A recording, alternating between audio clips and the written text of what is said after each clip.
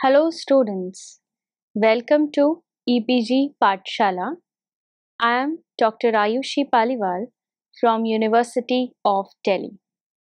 So students, today we are going to discuss about the module Metals and Civilization and the importance of metals in engineering applications from the paper Functional Materials. The purpose of this module is to make the students familiar with, to show the importance in the development of modern society.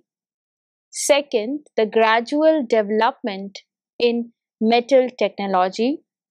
And third is the contribution by India to metal technology. So students, let us start with the basic introduction about the module. The present day civilization about the materials depends heavily on the knowledge and utilization of different materials and alloys in various applications ranging from heavy engineering fields to common households. Ancient humans, they gathered knowledge of metals that it is a shiny and hard object which can be hammered into useful shapes depending on the specific purpose. For example, blacksmiths used to give shapes suitable for hunting or killing enemies. On the other hand, craftsmen, they used to have cutting tools made out of metals for easy operation and cutting of woods or stones for making aesthetic items. Later it was realized that metals, they have load carrying ability which can be made use of in structural applications like making buildings, structures, transportation, bridges, etc. Gradually, other aspects, starting from heavy engineering to functional usefulness, like catalysis, magnetic, etc., they have been realized in much later time. Hence, the importance of metals and alloys were felt in ancient time and it became inseparable part of human civilization. Eventually, modern civilization is completely based on the use of not only metals and alloys, rather the use of all four categories of materials, that is metals, ceramics, polymers and composites. First, man had the excitement of discovering fire, which was finally used for melting the metals in earthenware container, the modern name of which is crucible. Another discovery happened when the ancient man made the first casting by pouring the molten metals into a cavity and by placing the halves of a hollowed out clay or stone mold. The metal filled the cavity and took the shape of the cavity after solidification. There are huge numbers of artifacts like bronze swords, arrowheads, beads, sculptures, etc., recovered from different excavating sites all over the world. There were rich tradition and culture of metals working in Indus civilization like Mohenjo-daro and Harappan culture. Later on, the tradition of excellent metal working continued, and there are several examples which reflect the extraordinary craftsmanship of Indians. To mention a few, Delhi iron pillar, they originates from Gupta dynasty in 3rd century AD. Wood steel is another signature metallurgical wonder. Starting from Bronze Age to Iron Age in ancient times and down to modern advanced society, metals and alloys, they have always been the base manufacturing machinery, buildings, bridges, various structures, and numerable households. Metals to alloys. Gradually, the art of blending metals was developed, and it was realized that an alloy, which is formed by the combination of two or more metals, was much stronger, harder, and tougher than the constituent metals. Probably the first alloy developed was bronze, which is nothing but composed of copper and tin. The ancient civilization could design different variants of bronze with varying hardness and workability by modifying the composition. It was realized that more tin made the object harder and vice versa. Iron was also found out as native metal state as meteoric iron, which North American Indians exploited for making weapons. Hence, iron and bronze, they were utilized in making weapons, cutting tools, and farming implements. Gradually, other applications were also realized, like copper for vessels and ornaments, tin, gold, and silver for ornaments, silver, brass, and bronze for coins, etc. Two metals in particular were considered to be the precious metals, gold and silver, because of the shining nature and more particularly their tarnish resistance property. These two metals were used in making jewelry, and possession of these two metals were marked as the index of richness.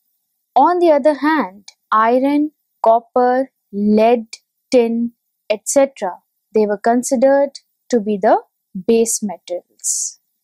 Iron, as it was mentioned above, that due to the inertness of gold and silver against environmental mitigation or corrosion and shining, beautiful luster, they were considered to be the precious and wealth measurement index.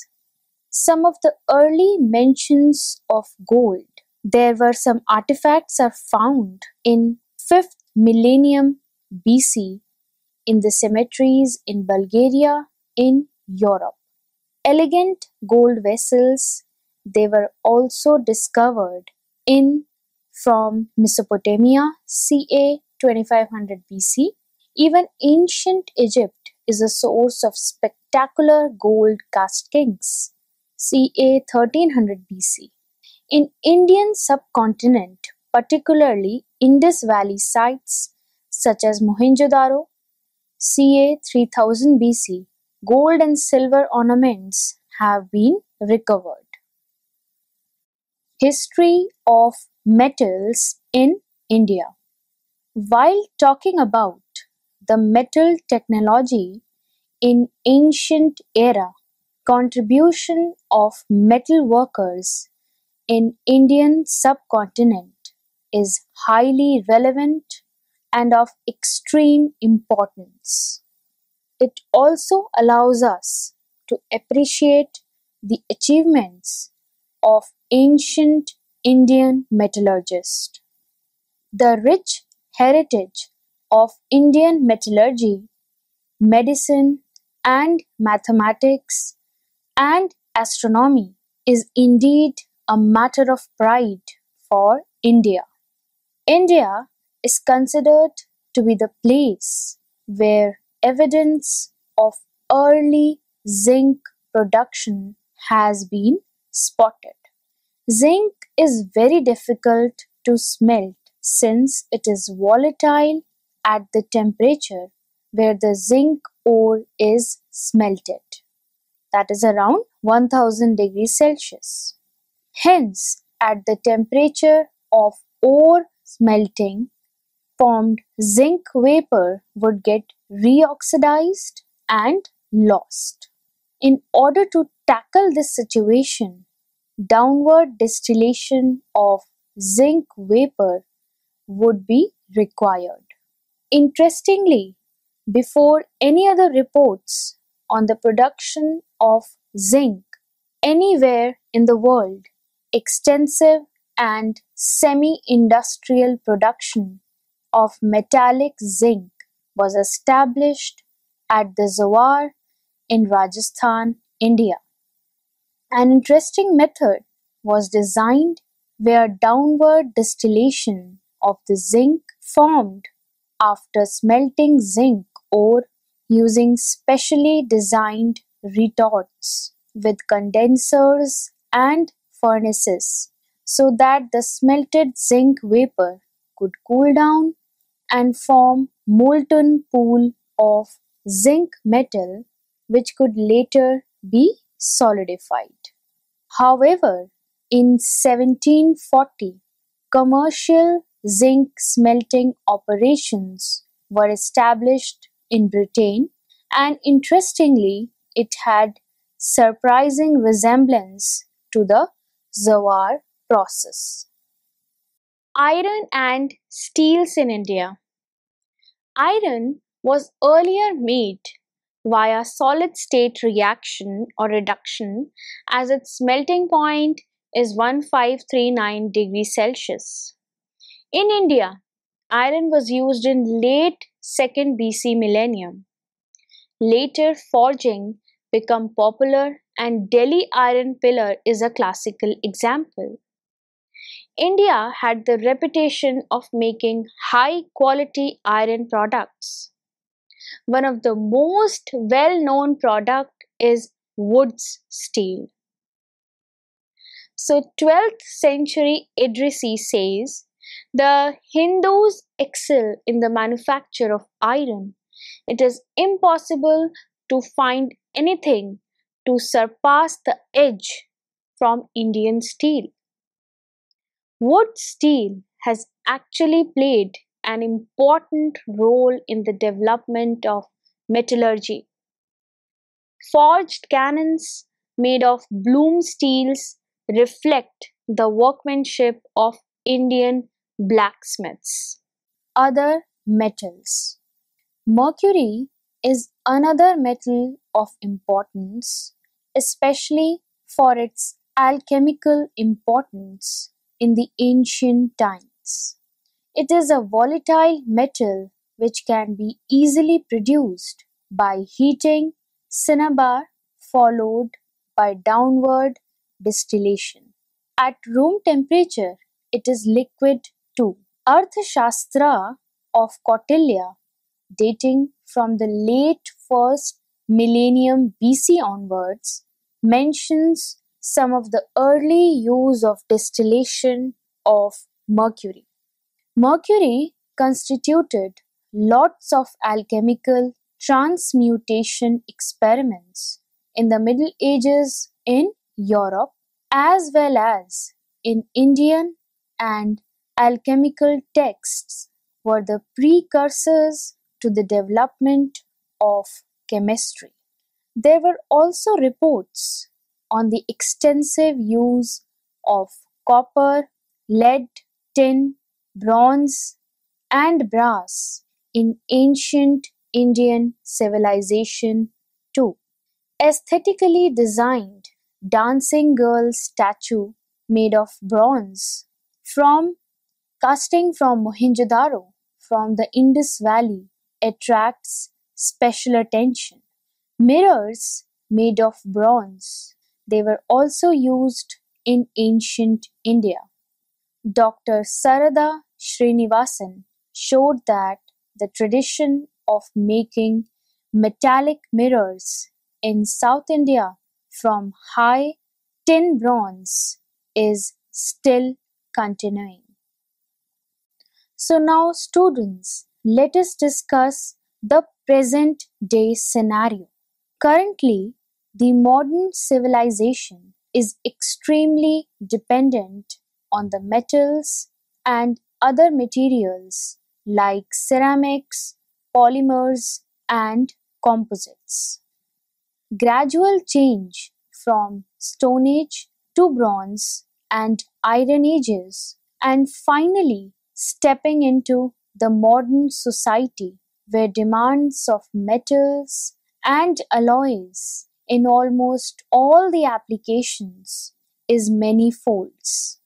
Gradual and systematic knowledge over the microstructure, properties, compositions, and processing acquirement over the years, starting from prehistoric time to the modern time, have helped human civilization to shape and develop, and finally stepping towards the massive advancement. Therefore, the journey through the primitive but classic ancient metal workers to the current state of art, well developed technological and progressive industrialization has been wonderful, and it will keep improving in years to come and enhance the lifestyle of modern man. So, students, let us discuss some of the advantages of metals and alloys.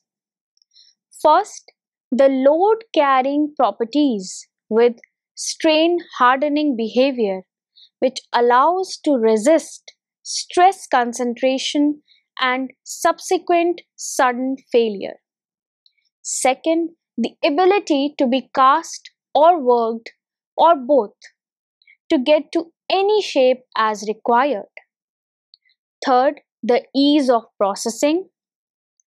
Fourth, the stability against environmental factors like corrosion, oxidation, wear, and erosion, with suitable choice of metals and alloying. And obviously, they are cost effective.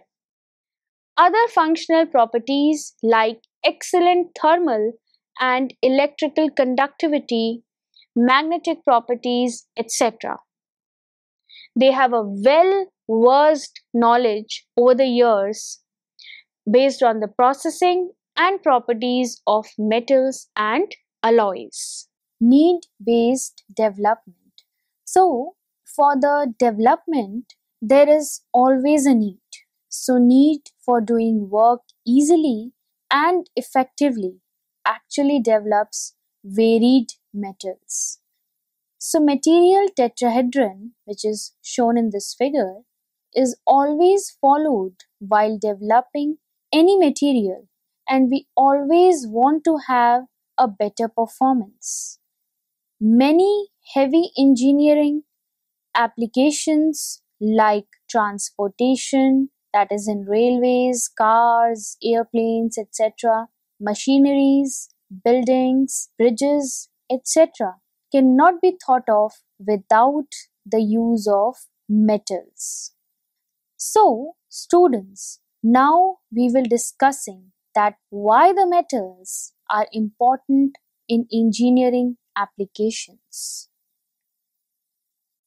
Different materials used for manufacturing cutting tools. So students, this table lists the different materials which are used in cutting tool manufacturing, and as you can see that every material over here has got its unique advantage. So it is clear from the figure that the carbon tool steels, they have various advantages. That is, they are unstable, cheap, and their sharp cutting edge can be prepared, extremely sensitive to heat, and their hardness is HRC 65. Next is high speed steel. Their hardness is little bit higher, 67, and they are moderate at high temperature and hardness retaining ability. They are extensively used on drill bits and taps.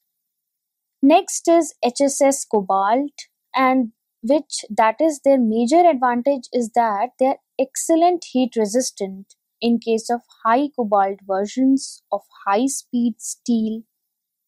Next is cast cobalt alloys, which are stable but they are expensive, however little fragile.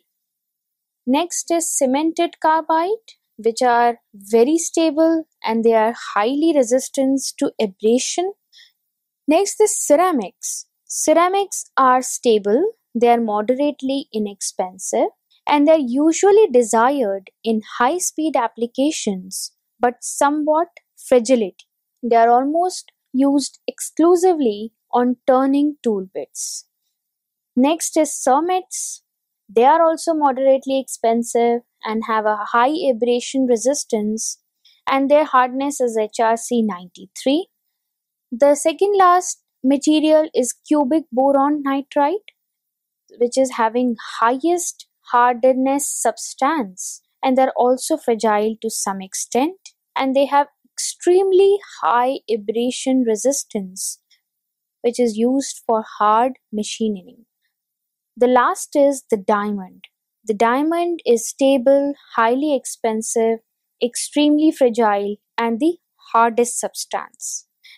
They have excellent resistance to abrasion, and they are used where abrasive materials would wear anything else. Philosophy for the development of modern alloys. Likewise, though the modern materials based on oxides or carbides or borides, polymers as well as composites, they have exciting usages. The bulk of engineering applications, metals and alloys are inevitable. Mainly heavy engineering applications like transportation, machineries, buildings, bridges, etc. They cannot be thought of without the use of metals. Of course, with time, there have been enormous property enhancements in conventional materials like steel, aluminium based, magnesium based, titanium based, nickel based, etc. Hence, opportunities of the usage of metals, they are also increasing. About the steel sector, there are several new steels that have been developed in order to meet the demands of need-based society. Advanced interstitial free steels with ppm level of carbon and nitrogen makes it suitable for use in the car body manufacturing. Managing steels are high alloyed steels with extremely high strength and toughness used specially in aerospace applications, thinner rocket and missile skins. These steels have good heat resistance till 400 degrees Celsius too. In this category of steels, two operations are combined: quenching to form martensite, followed by tempering or aging, where different intermetallic compounds are formed. These intermetallics offer ultra high strength at low carbon level. Interestingly, this category of steels falls under very low carbon, high alloyed, ultra high strength steels. It generally contains 15 to 25% nickel along with cobalt, titanium, molybdenum to form different intermetallics. So in principle, alloying element is 15 to 25 weight% nickel. Secondary alloying elements, which includes cobalt, molybdenum, and titanium, are added to produce intermetallic precipitates. Chromium is also added to provide corrosion resistance. There are also variants of iron, manganese, maraging steels, where TRIP, that is transformation induced plasticity, can be utilized due to high manganese presence. In railways, steel is the backbone as well as the body. Standard carbon manganese steels, they are used for rails, that is 0.7 to 0.8% carbon, wheels 0.5 to 0.6% carbon, and axles 0.3 to 0.4%, with small addition of other elements or occasionally very small amount of costly alloying elements like molybdenum, chromium, and vanadium. However, to go at par with the increased demand to carry more loads, new materials are being developed for rails, axles, and wheels based on microalloying and benetic microstructures. These new steels, they are supposed to provide better structural integrity, higher load carrying ability, better protection against environmental corrosive actions, etc. Since strengthening of railway steel in the parallelithic morphology by changing the phase fraction, fineness in interlamellar spacing, and microalloying have reached to its limit. New steels with novel benetic morphology are being considered to be the next generation railway application materials. Moreover, life of the new benetic steels will be decided by other important factors like their resistance against atmospheric corrosion. Now let us discuss about the aluminium alloys. Aluminium alloys, they are extremely important whenever the high strength is warranted in association with less weight because of their excellent specific strength, high strength to width ratio, excellent corrosion resistance, and ease of formability. Typically, copper, silicon, manganese, tin, and zinc, they are used as alloying elements to base aluminium either to form wrought or cast products. So the aluminium alloys, they find extreme importance in both the common use as well as the specialized uses like car engines, car body, aircraft body, etc. So there are different variants of aluminium alloys depending on the nature of preparation, cast or wrought, kind of alloying elements, copper, zinc, manganese, silicon, etc. or type of heat treatments T1, T2, T3, T4, etc.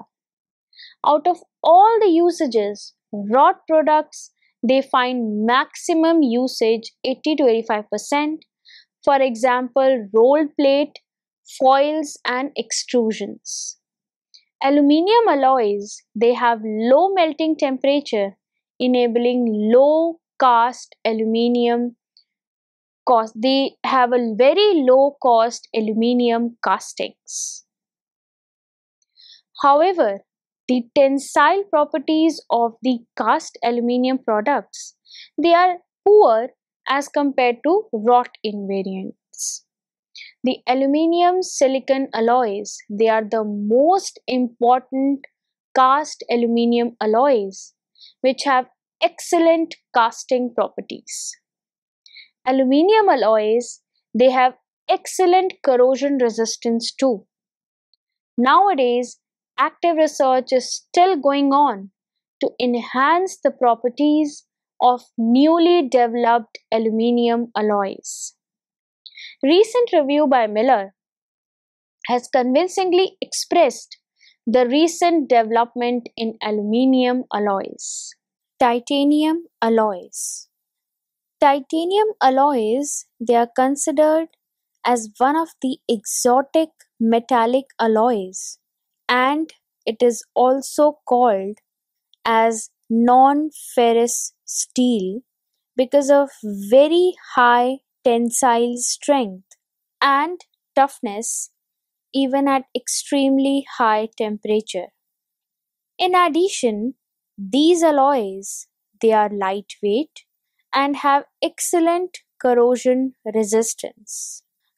Though these alloys are costly due to high priced raw materials and well costly processing, these alloys are used in special uses in healthcare, for example, orthopedic and dental implants, military applications, aircraft, spacecraft, medical devices, highly stressed components, for example, connecting rods on expensive sports cars, sports equipment, and electronics industries. Now let us discuss about other types of alloys. In addition, there are some special alloys used in extremely hostile applications which involves high temperature, oxidizing environment, nuclear applications, etc.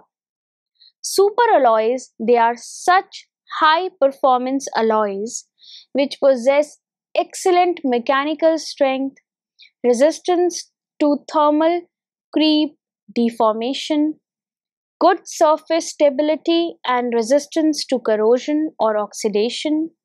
Some of the examples are Hastelloy, Inconel, Vaspalloy, Rennie alloys, Haynes alloy, Incolloy, MP98T, TMS alloys and CMS X single crystal alloys. So the development of superalloy depends on both the chemical and the process innovations. For example, high temperature strength of superalloys stem from both the solid solution strengthening as well as the precipitation of matching phases like gamma prime. Many times the oxide strengthening alloys are also used. Elements like aluminium and chromium, they provide the corrosion and oxidation resistance. Superalloys, they find application in making turbine blades and engines used in both aerospace and marine. So, students, we have explored and discussed that metals, they are extremely important in engineering applications. So now we will discuss the future availability of the metals. So metals and alloys, they are extremely important in engineering applications. However, increased need of the metals and its consumption poses a serious consequence in terms of future availability of the metals and alloys. One such example is in the production of steels. The availability of good quality iron ore and coal is a problem in near future since reserve of these high quality raw materials is gradually diminishing. Therefore, there is an urgent need to improve on the refining process so as to make use of low grade ore as well coal for producing steel at compatible cost. Similar is the case in the case of other metals. In addition, recycling of metal objects as well as waste management, they are going extremely important factors in near future. Already technologists they are giving stress on the recycling of the metals for better cost effective use. Therefore, future of the metals and alloys lies on the development of advanced technology to deal with the poor grade raw material, judicial use of the metals with less wastage and need for recycling of used metals to meet the need of human civilization with minimal cost implication. So, students, let us summarize what we have learned in this module. First, the contribution by India towards the development of metals and alloys is discussed. Second, iron and steel, they were the main metals developed by India. Third, the advantages of metals and alloys. Fourth, different materials along with their properties used for cutting tools, they are discussed. Fifth, the philosophy for the development of modern alloys. Lastly, the properties of various alloys like steel, aluminium, titanium, and other alloys, they are discussed. Thank you.